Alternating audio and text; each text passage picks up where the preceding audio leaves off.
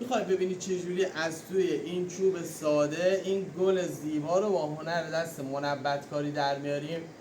توی این آموزش و ویدیو همراه ما باش تا بدونی که با مغار و چکش و یه قطعه چوب ساده و حتی پرتی میتونی یه همچین گل زیبایی رو منبت کاری کنی. لایک و سابسکرایب یادت نره. بیا در ادامه به احتیاط بدم و ببینیم. اول میریم سراغ دستگاه رنده. برای شروع دستگاه رو روشن میکنیم و از یه طرف قطعه کارمون رو که میخوایم صاف باشه شروع میکنیم به رندیدن و اون سمتش رو صاف میکنیم. حالا توی مرحله قطعه چوب رو روی سطح کارمون میذاریم و طرح رو به صورت ذهنی روی کار میکشیم. اینا هم که دست من میبینید مغار، جنسشون از جنس فولاده، انواع اقسام مختلف داره، چندین نوع داره، اندازه و ابعاد هر کدومشون با هم دیگه متفاوته و هر کدومشون کاربرد منحصر به فرد خاص خودشو داره. خب اینجا همونجور که میبینید ما یه عکس گل روی کارمون طراحی کردیم. قطعه رو به میز کارمون کامل محکم میکنیم و با مغار شفره اول میایم دور کارمون رو شروع میکنیم به کندن. اسم این نوع مغار شفره است. یه حالت هفتی وی شکل داره جلوش که نگاه میکنید. میبینید به همین صورت شروع میکنیم به برداشت دور کار.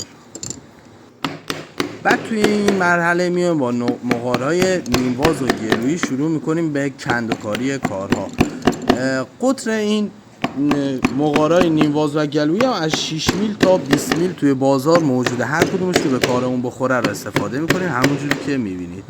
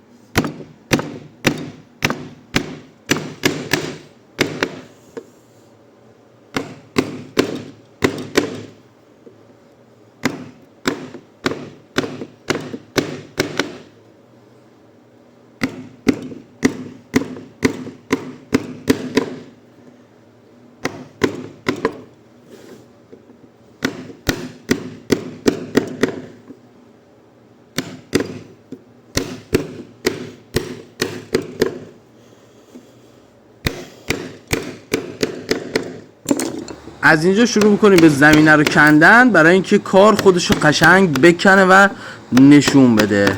همونطور که میبینید حالا ما دورش رو کامل خالی میکنیم توی این مرحله. الان عکس اون گل کامل میزنه بیرون و نشون میده خودش رو.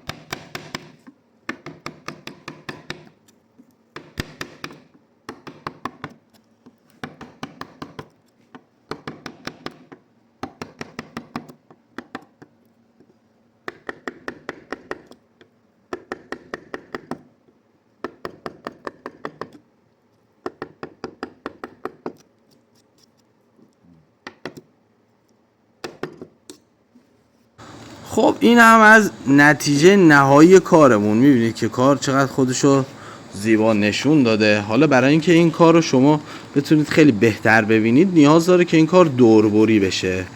توی قسمت بعد میخوام بهتون نشون بدم که این کار رو دوربری کنیم. خب اومدیم برای دوربری کار با دستگاه اره فلکه. دوستان یه نکته بگم راجع به این دستگاه، ما داریم با تیغ 5 این کار رو الان برش میزنیم، ولی تیغ دوربری تیغ 2.5. این کار رو حتما اگه استوکار ماهر هستید انجام بدید و نکات ایمنی رو خیلی رعایت بکنید. دستگاه بسیار خطرناکی هست. حالا شروع میکنیم به دور کار رو بریدن، یعنی اون جاهایی که دیگه باید حذف بشه رو حذف میکنید تا دور کار کامل خودشو نشون بده وقتی که خالی شد و شما اون موقع ببینید هنر دست منبت کار چی هست و به چه صورته. از یک قطعه خام چوب میشه یک قطعه زیبای هنری در آورد و که با این حال کلی هم قیمتش باشه. هنر دست منبت کاره، واقعا هنر بسیار زیباییه و متاسفانه این روزها دیگه به خاطر دستگاه CNC خیلی خیلی خیلی این کار رفته تو حاشیه و امیدواریم که هیچ وقت حذف نشه و استادایی که داریم توی این زمینه بمونن و برای آیندگان هم اینا رو یاد بدن. نه چیزایی که فراموش میشه. منبت کاری این هم از نتیجه کار. یه گل خیلی زیبا. حالا قرینه این کار همینور بخوره اون موقع خودشو کامل نشون میده.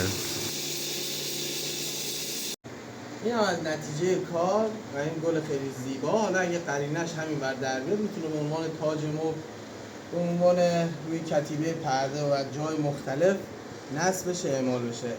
قیمت یه دونه تیکه چوب و این هنر دست منبت شاید بگم 100 برابر 200 برابر بیشتر میکنه. این هم از این آموزش زیبا و کاربردی. لایک و سابسکرایب یادتون نره. مرسی که ما رو دنبال میکنید.